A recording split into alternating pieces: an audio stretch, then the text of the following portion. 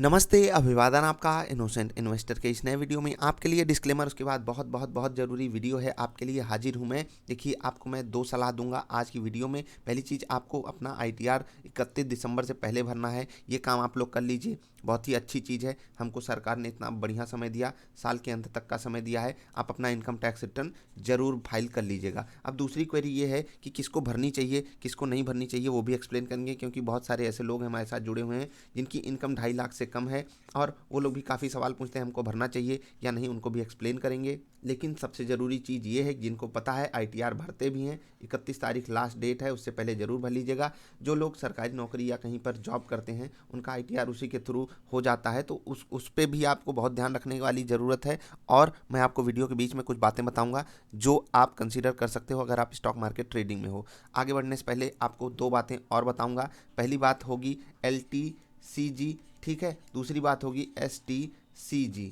अब short term capital gains और long term capital gains कब लगते हैं ये मैं आपको एक्सप्लेन कर देता हूँ। इस पे आप खुद की रिसर्च कीजिएगा। देखिए, मैं कोई टैक्स एक्सपर्ट हूँ नहीं, तो आपको सीधी साफ एडवाइस मैं दे रहा हूँ कि आप इनकम टैक्स भरिए, अपनी रिसर्च कर लीजिए क्या भरना है क्या नहीं। छोटी मोटी बातें जो मुझे पता है, अच्छे से पता है, वही आपको समझाऊंगा। LTCG, अगर आप 1 साल से ज़्यादा स्टॉक होल्ड करते हो तो आपको पे करना होगा long term capital gain. STCG आपको तब पे करना होगा जब आप 1 साल से पहले कोई स्टॉक खरीद कर बेच देते हो। और मुझे पता है कि आप में से बहुत सारे लोग STCG में आते होंगे, तो आपको ये ध्यान में रखना है 15% का टैक्स आपको इस पे देना होगा। अगर आप किसी टैक्स स्लैब में आते हो, हमको पता है 2.5 लाख से ऊपर वालों को ही टैक्स भरना पड़ता है, तो आप इस केस में अपने आप को मतलब ऐसा मत मान लीजिएगा कि मुझे इनकम टैक्स रिटर्न फाइल ही नहीं करना है। आप भरिए, आपको जो लॉस हुए, आपको जो सारी चीज़ें हुई वहाँ पर आप दिखा दीजिए। क्यों दिखा दीजिए? पहली चीज़ तो ये फेयर प्रैक्टिस है, ठीक। जब आप आईटीआर भरते हो, सरकार को आप बताते हो आप कितना कमा रहे हो, ये बहुत ही अच्छी फेयर प्रैक्टिस है और इससे आपकी गुडविल बढ़ती है,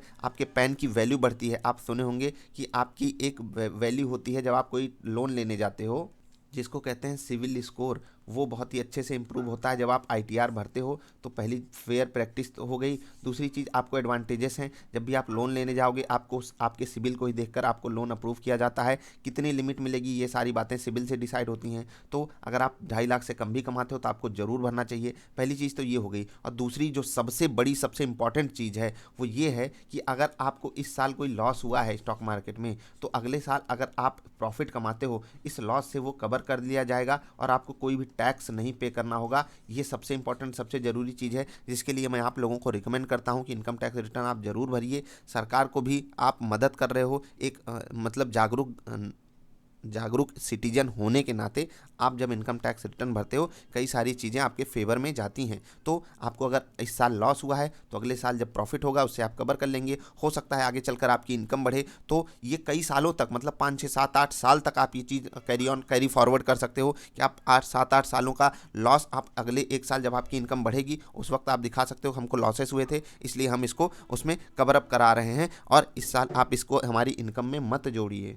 तो ये भी एक बहुत ही अच्छी चीज़ है जिसके कारण आपको आईटीआर भरना चाहिए। अब मैं आपको एक बहुत ही आसान सलाह देने जा रहा हूँ। अगर आप डेली ट्रेडिंग करते हो, एफएनडो में ट्रेड करते हो, तो आपको आईटीआर 3 भरना पड़ेगा, जो कि एक फॉर्म होता है। मैं आपको सिंपल भाषा में अगर बताना चाहूँ तो थोड़ा सा, आईटीआर 1 जो होता है ये सैलरी वाले लोगों के लिए होता है। आपको पता है, गवर्नमेंट एम्प्लॉयज़ या फिर आप कहीं अच्छी जगह जॉब करते हो तो आप आईटीआर 1 भरोगे।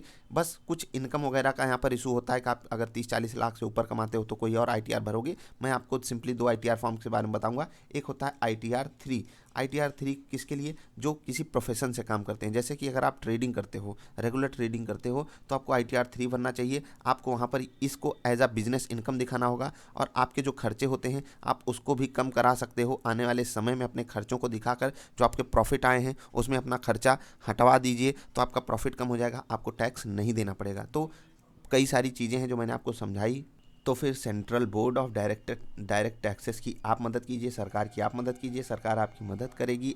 और जब आप अपना इनकम टैक्स रिटर्न फाइल करते हो तो आपके पास वेल मैनेज्ड होता है ना, आप मैनेजमेंट ढंग से कर पाते हो। हाँ, पिछले साल इनकम कितनी आई, खर्चे कितने थे, इस साल कितनी आई, खर्चे कितने थे, उसको आप मतलब एक जनरल टर्म्स में आप कैलकुलेट कर पाते हो। और अगर आप यहाँ पर हो, मार्केट्स में हो, तो आपको एक बात समझनी होगी कि आप जब भी कोई लॉस करते हो उसकी रिकवरी आने वाले सालों में आप कर पाओगे। इसके लिए बहुत ज़रूरी है कि आप ITR ज़रूर फाइल करो। तो इस वीडियो का उद्देश्य ये था कि मैं आपको डेट याद करा सकूं। 31 दिसंबर लास्ट डेट है, इससे पहले आप लोग ITR भर लीजिए। दूसरी चीज़ आपको ये मैं प्रेरणा दे सकूं कि आप में से अगर कोई अभी आज तक भी नहीं भरा तो वो ज़रूर भरे। भले आप 50,000 ही कमाते हो साल भर का, फिर भी आप ज़रूर भरिएगा, क्योंकि आप सरकार की नज़रों में अच्छे बनोगे। और दूसरी चीज़, अगर आपको कोई लॉस हुआ है तो उसको भी आप अभी लेकर आगे चल सकते हो। आने वाले समय में जब प्रॉफिट होगा उससे ब्रेक इवन पे ला सकते हो ये सारी चीज़ें। बस आपको क्या करना है, मैं आपको फिर से जाते जाते ये बात बता दूं कि मैं कोई टैक्स एक्सपर्ट नहीं हूं, मैं कोई ज़्यादा जानकारी इस पे दे नहीं पाऊंगा। जो बातें मुझे पता थी वो मैंने आपको बता दी। अब आपको खुद की रिसर्च करनी है, किस तरीके की इनकम है आपकी, उस पर रिसर्च कीजिए। ITR 1 2 3 4 5 6 7 जितने भी फॉर्म है उनके बारे में पढ़िए। ज़्यादातर केसेस में आपको ITR 1 या ITR 3 ही भरना होगा। ये मैं आपको सजेशन दे रहा हूँ, चेक कर लीजिएगा। लॉन्ग टर्म कैपिटल गेन 1 साल के बाद लगता है, शॉर्ट टर्म कैपिटल गेन 1 साल से पहले स्टॉक बेचने पर लगता है। ये सारी चीज़ों पर फोकस करके आप जरूर फॉर्म भरिएगा, ITR फॉर्म। अभी के लिए इतना ही। वीडियो पसंद आए तो लाइक कर देना, चैनल पसंद आया तो सब्सक्राइब कर लेना। स्टॉक मार्केट से जुड़ी लेटेस्ट अपडेट के लिए जुड़े रहिएगा हमारे साथ। तब तक के लिए बाय।